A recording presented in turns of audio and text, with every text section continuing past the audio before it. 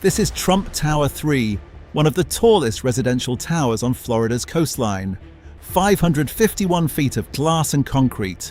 And right now, the ground underneath it is moving in ways that the people who built it never disclosed to the people who bought it. $6 million a unit, zero warning. What does the satellite data actually show about the ground beneath this building and who received that report before it went public?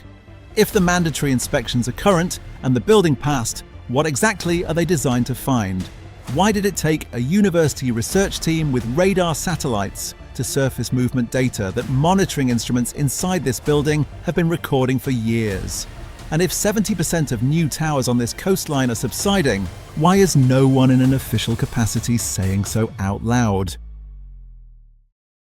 Barrier Island billion-dollar brand. Sunny Isles Beach did not always look like this. 20 years ago, it was a 2-mile strip of aging motels on a narrow barrier island between the Atlantic and the intracoastal waterway.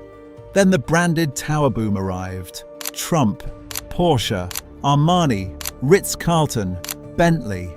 Within a decade, Sunny Isles had accumulated enough towers above 500 feet to rank as the 14th most vertically dense city in the United States, ahead of Dallas, ahead of Seattle. Trump Tower 3 was the crown of that transformation. 551 feet, 271 units, floor-to-ceiling ocean views from every residence, marble lobbies with 3-story atriums, infinity pools overlooking the Atlantic, valet spa private fitness center, units sold between $3 million and $6 million. Buyers were hedge fund principals, South American business families, international investors.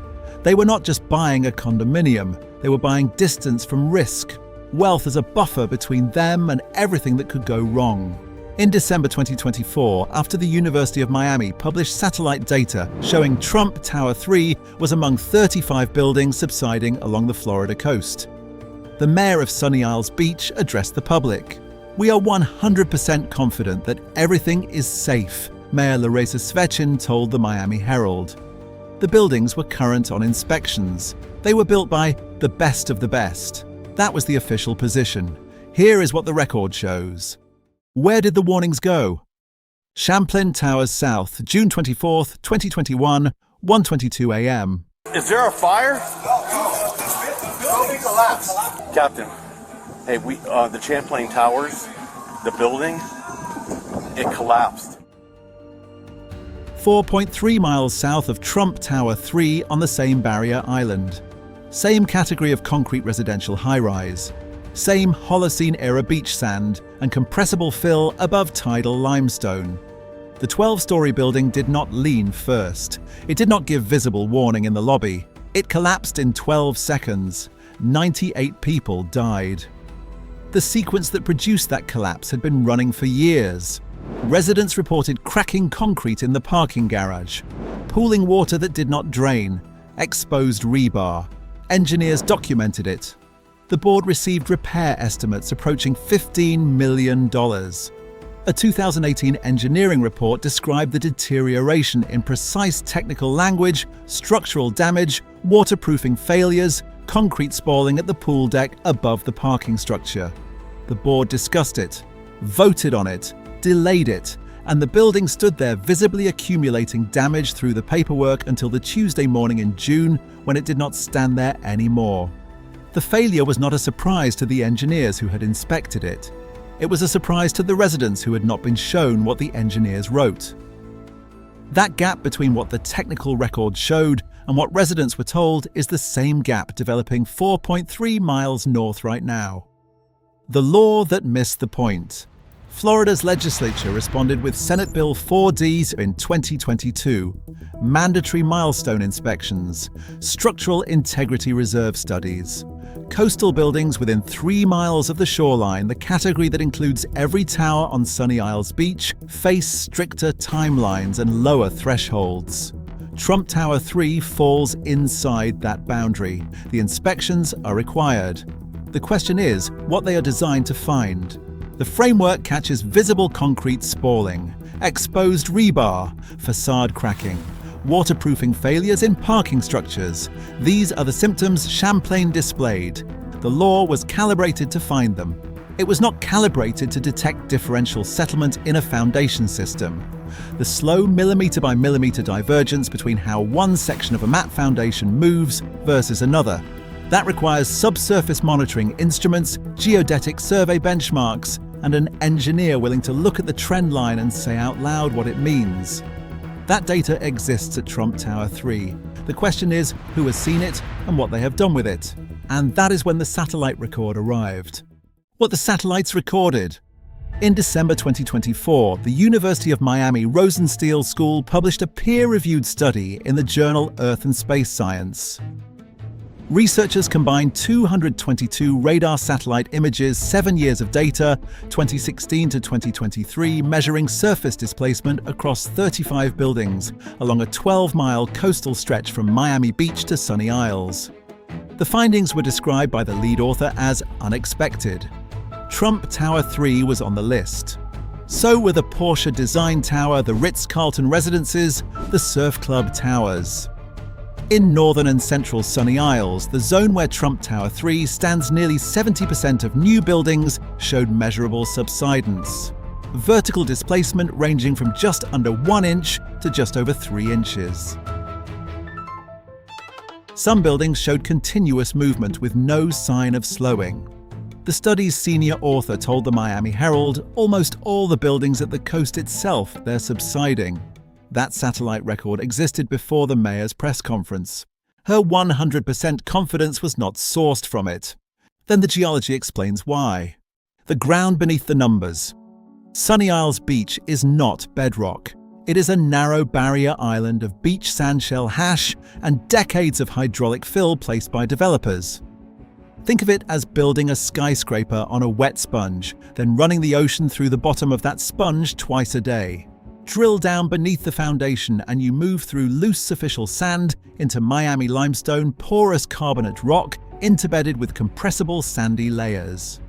The University of Miami study identified the exact mechanism. Construction vibrations rearrange sand grains within those limestone layers, compressing them into denser packing, creating the voids into which buildings slowly settle. Sea levels along South Florida's coast have risen at a rate that has doubled since the 1990s. The tidal groundwater baseline used to model Trump Tower 3's foundation no longer matches the conditions beneath it. A 551-foot concrete tower pressing down on compressible fill above tidal limestone is not a static equation. The variables underneath it have been shifting every year since the building opened. Then the paper trail goes back further than the satellite data. Who knew in 2016? In April 2016, the Master Condominium Association for Trump Towers 1, 2, and 3 filed 3 separate lawsuits in Miami-Dade Circuit Court. The plaintiffs were the HOA itself, the elected body representing unit owners inside the buildings. The defendants were the Related Group and Deezer Development, the entities that built the towers. The complaints alleged dozens of construction defects across garages, facades and pool decks requiring extensive repairs. The filings attributed to deficient work by the developer. That litigation entered the public record 8 years before the University of Miami satellite study was published. 8 years before the mayor's press conference, every buyer who purchased a unit at Trump Tower 3 between 2016 and 2024 was entering a building whose own governing association had already documented structural concerns in a Miami-Dade Circuit Court filing. The outcome of that litigation has not been made public. What is public is the filing and the gap between what it alleged and what appeared in any sales disclosure reviewed for this report. And here is the part nobody wants to answer. When the fix didn't hold. San Francisco's Millennium Tower is the closest documented case. Different geology, same foundational logic engineers, trusted settlement models built on conditions the real world did not maintain. By 2016, the 58-story tower had sunk 16 inches and tilted 6 inches at the roofline. A $100 million remediation followed 18 perimeter piles, driven 250 feet to bedrock. One of the most complex foundation rescues attempted on an occupied high-rise in American history. Engineers forecast 4 inches of tilt correction in the first 6 months. The measured result, just over 1 inch. Monitoring data then revealed something the rescue team had not modeled, anchoring the perimeter transferred load in a way that allowed the unsupported center of the foundation mat to keep consolidating. The edges were held. The middle kept moving. The building was no longer just sinking, it was bending.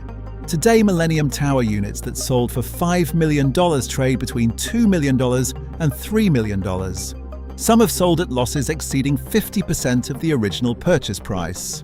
Applied to a $3 million unit at Trump Tower 3, that trajectory puts between $600,000 and $1.5 million at risk on paper before a single remediation dollar is committed. And all of it traces back to one decision nobody has been asked to reverse. One buried lawsuit, 3 inches of confirmed movement, 8 years of silence, and it is already documented at 34 other buildings on the same list. This was not a building that failed inspection. It was a system that defined inspection narrowly enough to miss what the satellite measured. The framework Florida built after Surfside was calibrated to find what Champlain showed above ground. It was not built to detect what is developing below it. The engineers who built these towers will tell you the settlement is within design parameters. High-rises on barrier islands are expected to move. Movement does not equal danger. They are not wrong that some settlement was anticipated. The question is whether the rate, the pattern, and the duration were disclosed to the people sleeping 40 floors above it. Nobody who approved the inspection framework is being asked to justify the gap it left open. This isn't a new problem. It's the same problem with a bigger price tag and a longer paper trail. The question isn't whether the ground beneath Sunny Isles Beach will keep moving. The satellite data already answered that. The question is whether anyone with authority to act will do so before the bill comes due. Nobody spending their own money is making that call. The Porsche Design Tower stands 3 blocks north on the same barrier island. Same geology, same construction era. The University of Miami study recorded more than 3.9 inches of subsidence there, more than Trump Tower 3 in the same measurement period. No official has addressed that building's monitoring record publicly. No disclosure has reached those unit owners. You just don't know which building is next. The project you just watched took years to fail publicly. The next one on this channel took longer and costs more. Subscribe because by the time it makes the news, it's already too late. Comments are open. Name your city.